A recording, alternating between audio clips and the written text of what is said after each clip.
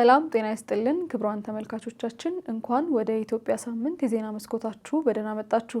በዚህ ሳምንት በኢትዮጵያና በቀጠናዋ ዙሪያ ትኩረትን የሳቡ ፖለቲካዊ፣ ማህበራዊ፣ ተቃዋሚ ጉዳዮችን በአጭሩና በጥልቀት ይዘን ቀርበናል። ከዜናው ጋር እኔ ክራም ሱልጣን አብሬያችሁ ቆያለሁ። አብራችሁን ቆዩ። የኢትዮጵያ ሀገራዊ ምክክር ጉባኤ በምክክር ሂደቱ ላይ እንጂ በውሳኔ ደረጃ እንዳልደረሰ ተገለጸ። በአዲስ አበባ እየተካሄደ ያለው የኢትዮጵያ ሀገራዊ ምክክር ጉባኤ አሁንም በውይይትና ሀሳብ በማሰባሰብ ምዕራፍ ላይ እንደሚገኝ፣ እስካሁን ማንኛውም ውሳኔ እንዳልተላለፈ የኮሚሽኑ ዋና ኮሚሽነር ፕሮፌሰር መስፍን አርአያ ገልጸዋል። ከሀሰተኛ መረጃዎች ስለመራቅ የሚል ነው። እውነተኛውን መረጃ እየሰጠዋችሁ ነው። በርም ላይ ታገኛላችሁ። እኔ የምናገረውንም ጭምር ቬሪፋይ የምታደርጉበት ወይም የምታረጋግጡበትን ሂደት ደጅ ታገኛላችሁ። እስከ ዛሬ ውስጥ ያልገባችሁት በምክንያት ነው ተናግሬያለሁ። ምክንያቱም የምንናገረው እንደፈለግን እየተወራጨን ነው። ስሜታችንን በግልጽ እየተናገርን ነው። አንዱ አንዱን እንኳን እንደው ቅር ይለዋል እንኳን ብለን ብናስብ የዛችን ሴት ወይም የዛን ሰው ስም ሳንጠራ፣ ነገር ግን ችግሮቻችን በይፋ የምናወጣበት ሂደት ነበር የነበረው። ያ ደጋግሜ እንዳልኳችሁ የበለጠ የሚበታትን ሂደት የሚመስል ነበር። ከዛ በኋላ ነው እንግዲህ ወደዚህ ወደ ኢመርጀንት ፌዝ ወይም ወደ ኮንቨርጀንት ፌዝ የምንለው ወይም ምዕራፍ ወደምንለው ወደ መሰባሰብ ምዕራፍ የምንለው ቀስ በቀስ እየቀረብን እየሄድን ነው የምለው። ስለዚህ በሚቀጥሉትም 500 ሆነን ስንገናኝም አልጋ ባልጋን አንጠብቅም። አሁንም ጥያቄዎች ይነሳሉ። አሁንም በመቀራረብ ሂደት መስጠትና መቀበል መኖር አለበት አብሮ። ስለዚህ ይህንን ነው እንግዲህ መርህ አድርገን ወደፊት የምንሄደውና ቢያንስ የመጀመሪያዎቹ የ500 ስብሰባዎች ቀናት ቀላል እንደማይሆኑ ይገባኛል። ለምን? ቁጥራችን በበዛ ቁጥር ሁላችንም የመናገር እና የመደመጥ ፍላጎት አለን። ስለዚህ 500 ትልቅ ስብስብ ነውና እዚያ ስብስብ ላይ የተወሰኑ ተግዳሮቶች መኖራቸው አይቀሬ ነው፣ መኖርም ይገባቸዋል። ግን ዞሮ ዞሮ ዓላማው ምንድን ነው? መጨረሻ ላይ ግን ወደ አንድ እንሰባሰባለን የሚል ነው።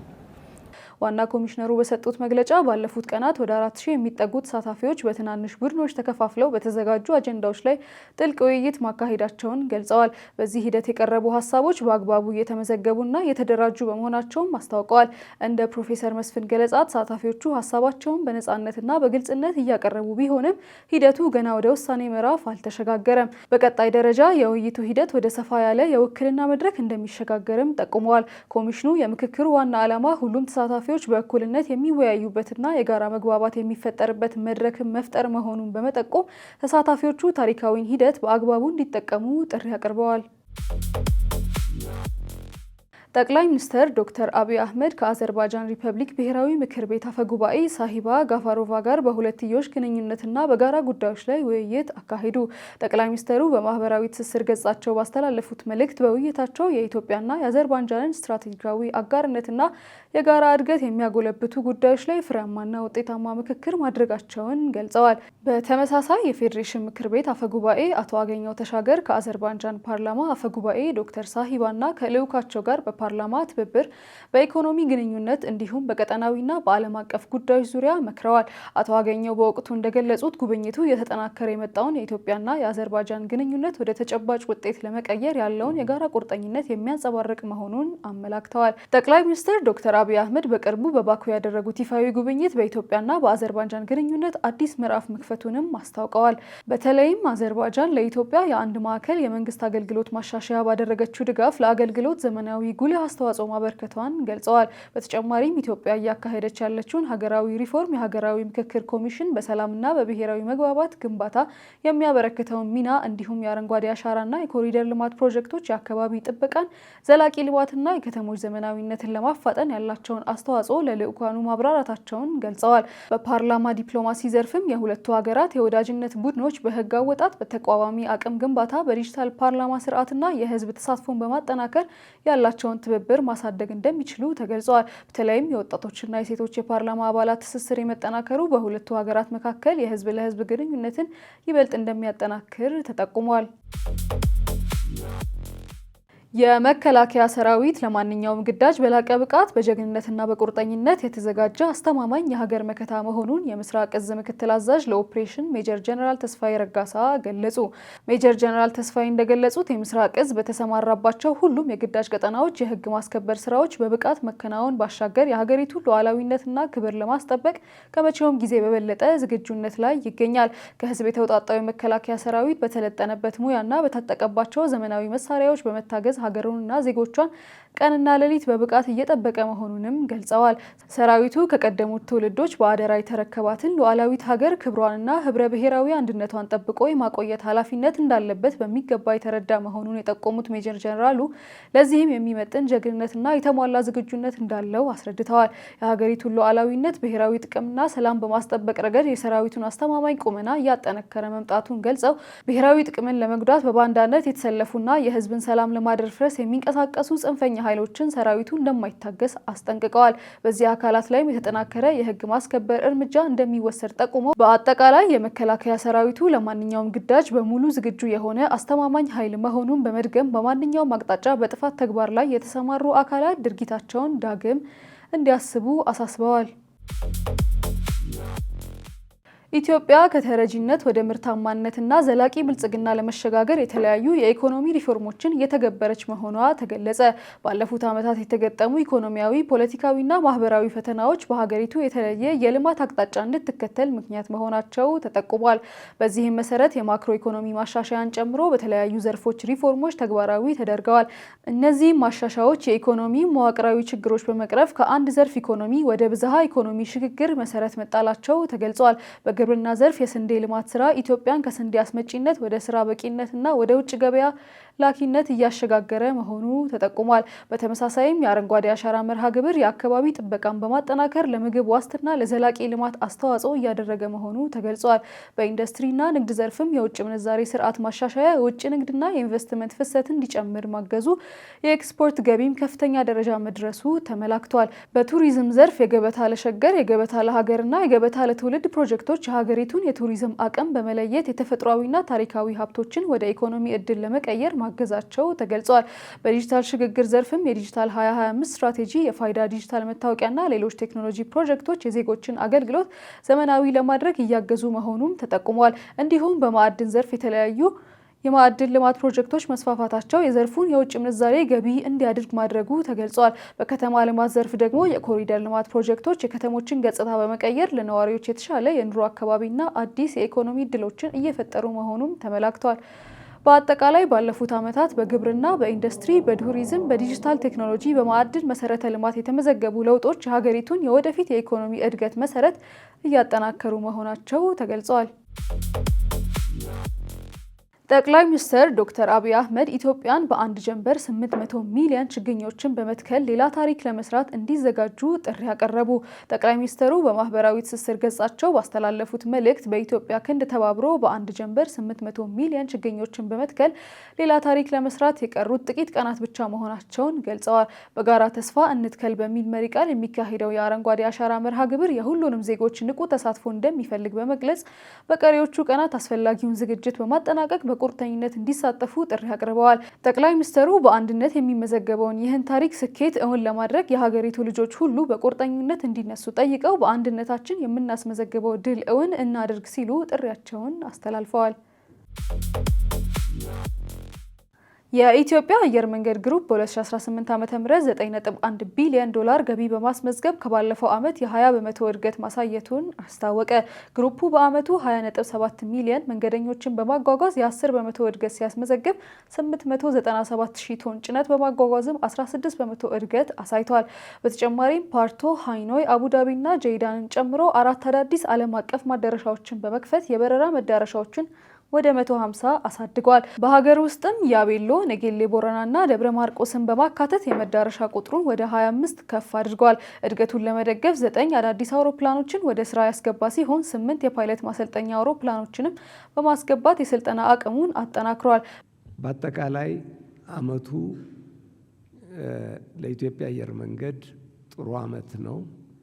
አየር መንገዱ ያደገበት ዓመት ነው። ብዙ የሰራበት ብዙ የተንቀሳቀሰበት ዓመት ነው ማለት ይቻላል። በተለይ የመጀመሪያዎቹ 9 ወራት አመቺ የስራ ሁኔታ የነበረበት ነው። አራተኛው ሩብ ዓመት በገልፍ እና መካከለኛው ምስራቅ በተፈጠረው ጦርነት ምክንያት በተወሰነ ደረጃ ኦፕሬሽናችን አፌክትድ ሆኖ ነበር። ኦፕሬሽናችን ላይ ተጽዕኖ አመጣል። ግን የሁሉም ተደምሮ ሲታይ የ12 ወሩ ፐርፎርማንስ ጥሩ ነው። እንግዲህ ዓላማችን በየዓመቱ የበረራ አድማሳችንን ማስፋት ነው። ከዚህ አኳያ 4 አዳዲስ ዓለም አቀፍ መዳረሻዎች ከፍተን የበረራ ዓለም አቀፍ መዳረሻዎችን ብዛት ወደ 150 ከፍ አድርገነዋል። በመሰረተ ልማት ዘርፍም ደግሞ በቦሌ አውሮፕላን ማረፊያ ዘመናዊ ፕሪሚየም ላውንጅ፣ የሀገር ውስጥ ተርሚናል፣ የካርጎ ተርሚናል፣ የዳታ ሴንተር ማስፋፊያዎችን አጠናቋል። በቢሾፍቱ 60 ሚሊዮን መንገደኞችን በዓመት ማስተናገድ የሚችል አዲስ ዓለም አቀፍ አውሮፕላን ማረፊያ ግንባታን በታቀደለት መርሃ ግብር እየተካሄደ መሆኑን ገልጸዋል። በአቪዬሽን ዩኒቨርሲቲ 2181 ተማሪዎችን ተቀብለው 1713 ተማሪዎች መመረቃቸው ለገበያ መብቃታቸው የገለጸው ግሩፑ 564 ሚሊዮን ብር ለማህበራዊ ኃላፊነት ስራዎች ማዋሉንም አስታውቋል። ሆኖም የገልፍ ጦርነት፣ የአየር ክልል መዘጋት፣ የነዳጅ ዋጋ መጨመር፣ የአውሮፕላን እጥረትና ሌሎች ዓለም አቀፍ ተጽዕኖዎች በስራ እንቅስቃሴው ላይ ተጽዕኖ ቢያሳድሩበትም ተቋሙ እነዚህን ፈተናዎች በመቋቋም የእድገት አቅጣጫውን እንደሚያስቀጥል ገልጿል። አፍሪካ የራሷን ዘላቂ የፋይናንስ ምንጭ በመገንባት ተጽዕኖዋን ማሳደግ እንደሚገባት ተገለጸ። አፍሪካ በዓለም አቀፍ መድረክ ያላትን ተጽዕኖ ተደማጭነት ለማሳደግ የራሷን ዘላቂና አስተማማኝ የፋይናንስ ምንጭ መገንባት እንደሚገባት የውጭ ጉዳይ ሚኒስትር ዶክተር ጌዲዮን ጢሞቴዎስ ገለጹ። 49ኛው የአፍሪካ ህብረት የስራ አስፈጻሚዎች ምክር ቤት ስብሰባ የአፍሪካ አጀንዳ 2063ን ለማሳካት ዘላቂ የቅርቦትና የንጽህና አጠባበቅ ስርዓት መገንባት በሚል መሪ ሀሳብ እየተካሄደ ይገኛል። በስብሰባው ላይ የተናገሩት ዶክተር ጌዲዮን በዓለም አቀፍ ስርዓት ላይ የጂኦፖለቲካ ውድድር፣ የቴክኖሎጂ ሽግግርና የአየር ህብረት ለውጥ ለአዳዲስ ሁኔታዎች እየፈጠሩ መሆኑን ጠቁመዋል። አፍሪካ እነዚህ ለውጦች እንደ እድል በመጠቀም የራሷን አቅጣጫ መቅረጽና የሀገሪቱን አቅም ማሳደግ እንደሚገባት ገልጸዋል። እኛ በዓለም አቀፍ ጉዳዮች ታሪካዊ ለውጥ እየተመዘገበበት ባለው ወሳኝ ወቅት ላይ ተገናኝተናል። የዓለም ስርዓትን ለ10 ዓመታት የመሩት መሰረታዊ እሳቤዎችና መዋቅሮች ከፍተኛ ለውጥ እያጋጠማቸው ሲሆን የዓለም አቀፍ ግንኙነቶችን የቀረጹ ግምቶችን በእጅጉ እየተናጉ ነው። ዓለማችን በፈጣን ሽግግርና በተለዋዋጭ ሁኔታ ውስጥ ትገኛለች። በአሁኑ ወቅት የምንመለከታቸው ክስተቶች ከዕለታዊ የዜና አርዕስቶች በላይ የሚሄዱ ናቸው። የሰው ልጅን ታሪክ የሚቀይር ዘመን ውስጥ እየኖርን ነው። የጂኦፖለቲካ ፉክክር፣ የቴክኖሎጂ ፈጣን ለውጥ፣ ከአየር ንብረት ጋር የተያያዙ ጫናዎችና በስትራቴጂካዊ ሀብቶች ዙሪያ እየተባባሰ የሚገኘውን ውድድር አዲስ የዓለም አቀፍ ስርዓትን እየቀረጹ ነው። እነዚህ ለውጦች በአፍሪካ ላይ ቀጥተኛ ተጽዕኖ አላቸው። ስለዚህ ይህንን ታሪካዊ እድል በአግባቡ በመጠቀም እየተቀረጸ ያለውን አዲሱን ዓለም አቀፍ እውነታ በንቃት ለመቅረጽ መሳተፍ ይገባናል። አፍሪካ ለዓለም ተግዳሮቶች የአፍሪካ መፍትሄዎችን ማቅረብ የምትችል በራሷ አቅምና ራዕይ የምትመራ ስትራቴጂካዊ ተዋናይ መሆን አለባት። ለዚህም ተቋማዊ ሪፎርሞችን በማካሄድ ከቴክኒካዊ ማሻሻያዎች ባለፈ ስትራቴጂካዊና ፖለቲካዊ ውሳኔዎችን የሚያካትት ለውጥ ማድረግ እንደሚያስፈልግ አስገንዝበዋል። በበኩላቸው የአፍሪካ ህብረት ኮሚሽን ሊቀመንበር ማህሙድ አሊ ዩሱፍ በአህጉሪቱ የሚታዩ የጸጥታ፣ የጤናና የኢኮኖሚ ተግዳሮቶችን ጠቅሰዋል። በመካከለኛው ምስራቅ ያለው ግጭት የዓለም አቀፍ የአቅርቦት መስመሮችን በማስተጓገሉ የነዳጅና የመሰረታዊ እቃዎች ዋጋ መጨመርን እንዳስከተለም ገልጸዋል።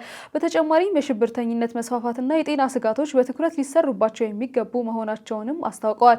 ሊቀመንበሩ የአፍሪካ ህብረት የ2027 የበጀት ረቂቅ 797 ሚሊዮን በላይ ዶላር መሆኑን ይፋ አድርገዋል። ኢትዮጵያና ሞሮኮ የሁለትዮሽ ግንኙነታቸውን ይበልጥ ለማጠናከር ቁርጠኝነታቸውን አረጋገጡ። ኢትዮጵያና የሞሮኮ መንግስት በንግድ፣ በኢንቨስትመንት፣ በግብርናና በማኑፋክቸሪንግ ዘርፎች ያላቸውን የሁለትዮሽ ትብብር ይበልጥ ለማሳደግ ያላቸውን የጋራ ቁርጠኝነት አረጋግጠዋል። ይህ የተገለጸው በአዲስ አበባ የሞሮኮ ኤምባሲ የንጉስ መሐመድ 6ኛው ወደ ዙፋን መውጣት የ27ኛ ዓመት በዓሉን አስመልክቶ ባዘጋጀው ዝግጅት ላይ ነው። በውጭ ጉዳይ ሚኒስቴር በመወከል የተገኙት አምሳሉ ትእዛዙ በኢትዮጵያና በሞሮኮ መካከል ሰፊና ተስፋ ሰጪ የኢኮኖሚ እድሎች እንዳሉ ገልጸው በቅርቡ የሚካሄደውን የጋራ የሚኒስትሮች ኮሚሽን ስብሰባ ሁለቱ ሀገራት በጉጉት እየተጠባበቁት መሆኑን አስታውቀዋል። በሌላ በኩል የሞሮኮ በአፍሪካ ህብረት ቋሚ ተወካይ መሐመድ አሩሺ በአምባሳደር ነዝሃ አላዊ ምትክ ባደረጉት ንግግር ከኢትዮጵያ ጋር ያለው አጋርነት ለአፍሪካ አህጉር አንድነትና ብልጽግና በሚያጎለብት የጋራ ራዕይ ላይ የተመሰረተ መሆኑን ገልጸዋል። ለዛሬ ያዘጋጀነው የሳምንቱ የዜና ቅኝት እነዚህን ይመስሉ ነበር። ከዜናዎቹ ጋር እኔ ኢክራም ሱልጣን አብሬያችሁ ቆየው። ሳምንት በሌላ የዜና ክፍል እስከምንገናኝ ድረስ መልካም ሳምንት፣ ቸር ሰንብቱ።